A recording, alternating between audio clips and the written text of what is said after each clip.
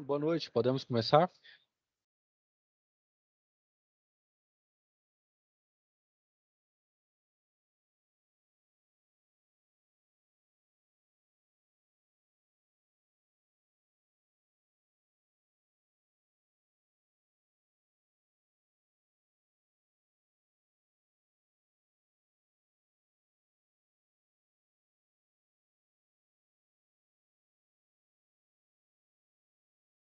Antônio, podemos começar?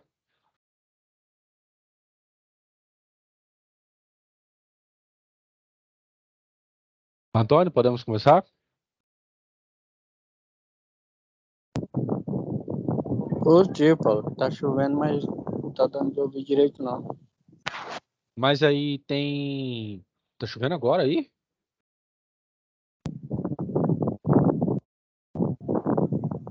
Tá, é porque eu moro em Palmeiras, eu moro em Palmeiras de Ah, Goiás. sim. Não moro em Goiânia, não. Então, beleza. Vamos começar então. Seguinte, eu vou falar um pouco aqui sobre motores. Essa aula é bem tranquila, que vai ser condicionamento para que vocês possam lidar com relação à instalação, né, em instalações elétricas prediais. Então, vamos começar. Eu sei que existem dois tipos de motores, tá? Assim como dois tipos de correntes que os fazem funcionar. Os motores de corrente contínua e os motores de corrente alternada. Dentre os motores de corrente contínua, o que eu tenho que ter em mente? Para qualquer tipo de motor, eu tenho que saber quanto que eu posso fazer com que funcione bem o meu torque, ou seja, o meu conjugado, e também como que eu posso variar a minha velocidade em detrimento do meu fluxo magnético. Beleza. O que acontece? Para os motores de corrente contínua, vou até aumentar aqui, o que acontece? Geralmente eles são mais facilmente de serem manipulados quando eu tenho que melhorar ou ajustar a minha velocidade de funcionamento.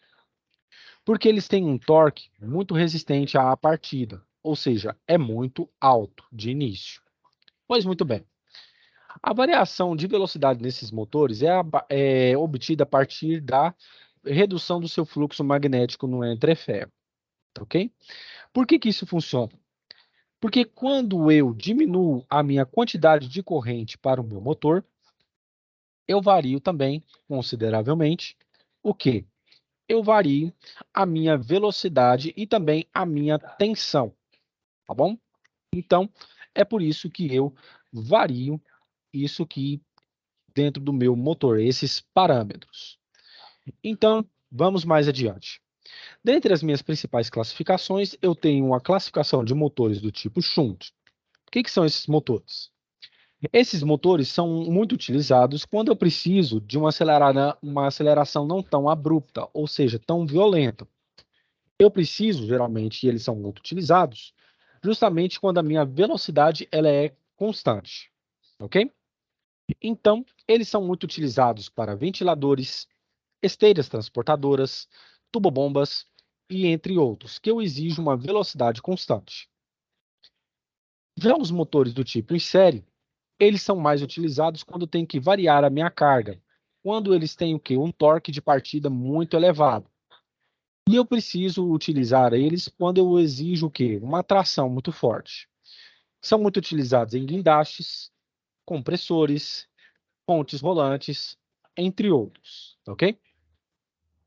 Motores do tipo Compon, perdão.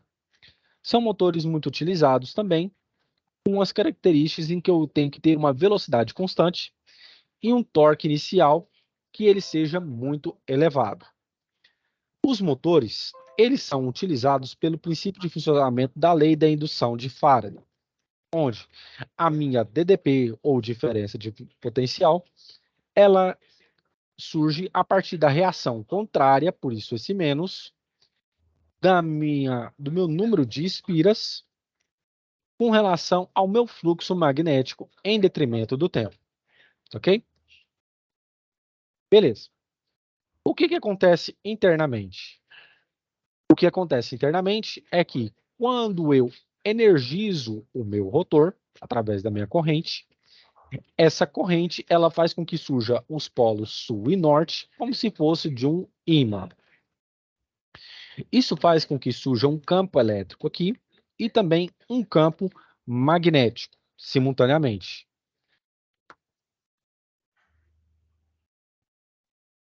Espera aí, só um instantinho. Tá, não, depois. Uhum. Obrigado. Então, o que acontece? Surge aqui um campo e rotaciona o meu rotor, gerando uma força magnética, que é determinada pela corrente, o comprimento dessa haste aqui do rotor, pelo campo magnético que está sendo o quê? Circulando. Tudo isso em função do seno do meu ângulo.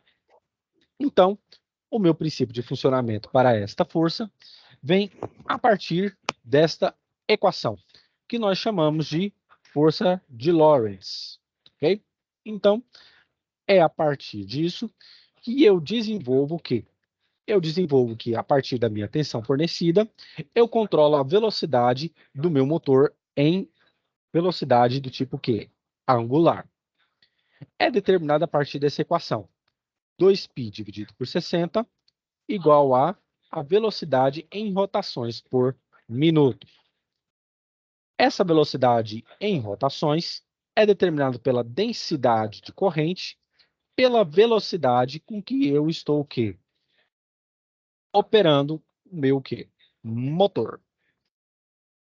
Quanto ao cálculo do meu torque, isso aqui é determinado a partir de uma constante pela minha corrente de indução.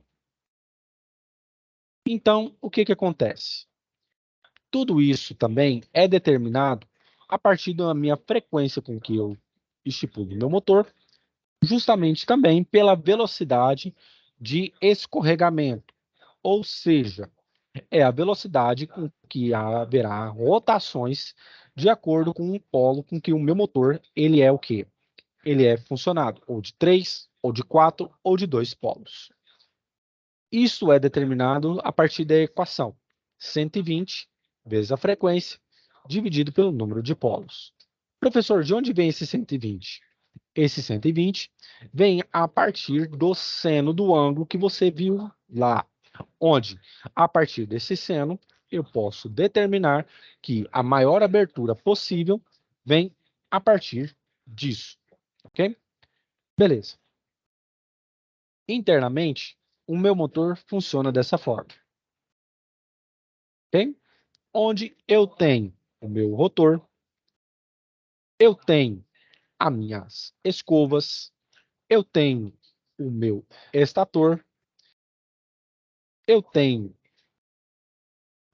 o meu comutador, o meu eixo, eu tenho o meu fio condutor do motor e também tenho o quê? As armaduras e também tenho o quê? As minhas espiras. Tudo isso em relação ao quê? A lei da indução de Faraday. Que se eu tenho uma espira aqui que vai girar, isso vai me gerar uma diferença de potencial com reação contrária, ok? De um modo visto transversalmente, eu tenho meu comutador e eu tenho um ímã permanente. Isso aqui é muito utilizado em veículos elétricos, tá? Por quê? Porque eu tento fazer ao máximo para que minha bateria funcione da melhor forma possível, ou seja, a sua eficiência seja a melhor possível. Pois muito bem. Eu tenho outros motores também, que são motores síncronos e dos também tipo assíncronos. Com relação aos motores do tipo síncrono, o estator ele é alimentado por uma corrente de modo que alternado. E o motor e o rotor é alimentado por uma corrente de tipo contínua. Tudo isso é indicado pela gaiola, né, ou motor do tipo gaiola de esquilo, que é o que? Induzido para que minha velocidade seja constante a qualquer tipo de carga. Já os motores do tipo assíncrono, diferentemente dos motores do tipo síncrono, eles são mais robustos, ou seja, eles precisam de um cuidado maior. Eles são utilizados justamente num processo de indução trifásica e com corrente que circula pelo rotor, né, relativo aos condutores de um campo elétrico girante. Quais são as diferenças? Com relação à minha velocidade, se eu quero ela constante, eu posso utilizar um motor de indução ou síncrono, que é um motor do tipo shunt.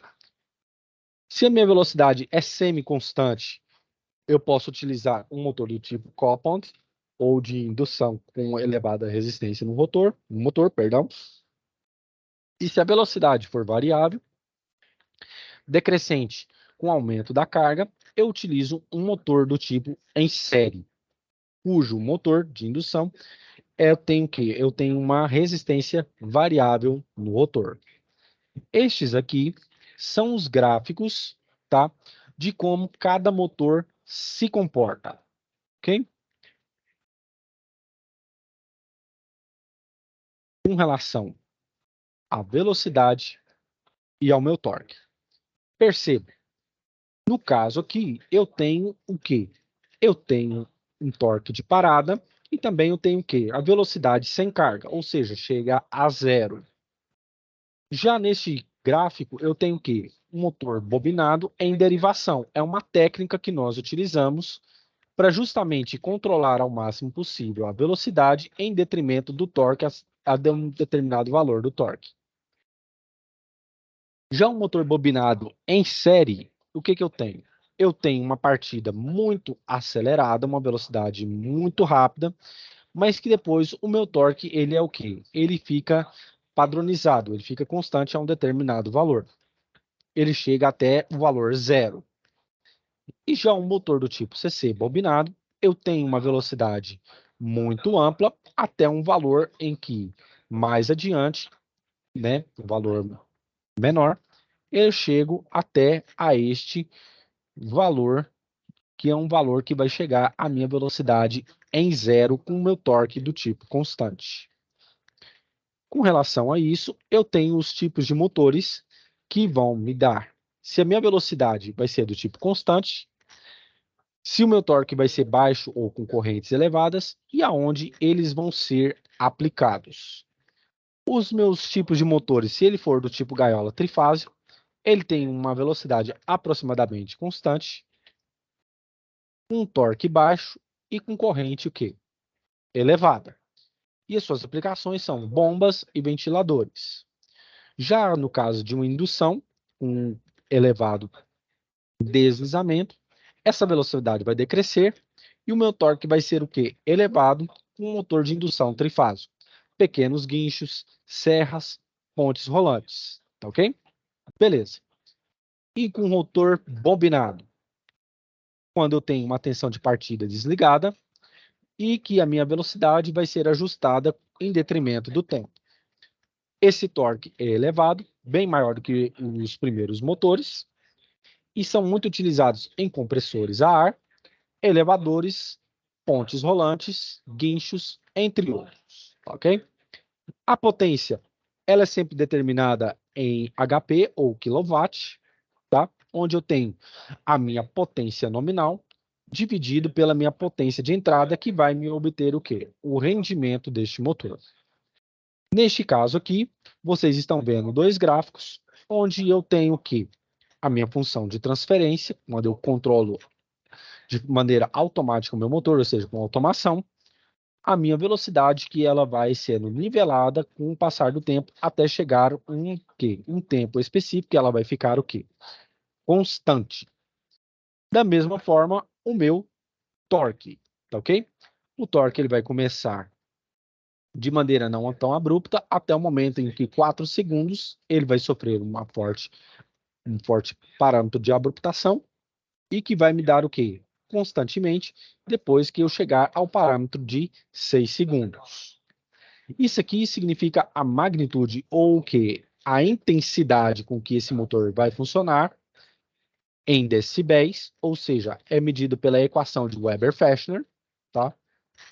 Em que vai disponibilizar o ruído com que isso vai funcionar e também como que a minha fase em frequência ele vai ser determinado que vai aumentar com o passar do tempo, ok?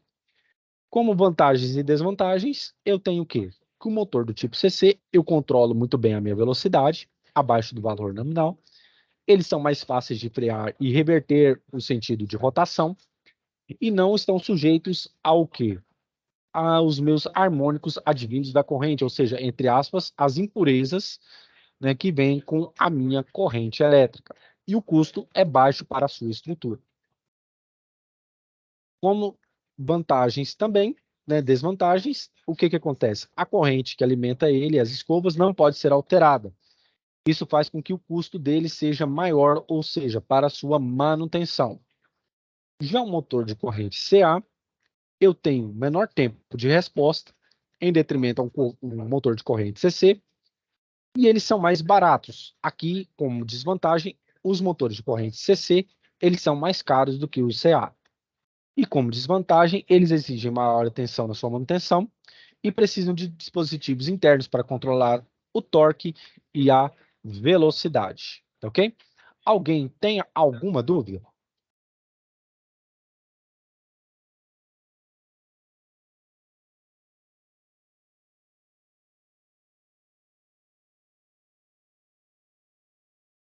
Alguém tem alguma dúvida?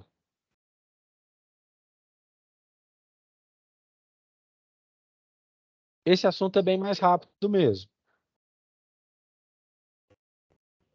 Tá tranquilo, Paulo, para mim, né? Tranquilo? Beleza. É o seguinte, esse assunto ele é mais tranquilo mesmo. Dentro do material de vocês, quando vocês tiverem acesso lá e podem acessar, vocês vão ver que geralmente tem umas páginas lá que já são mais o quê? São mais tranquilas.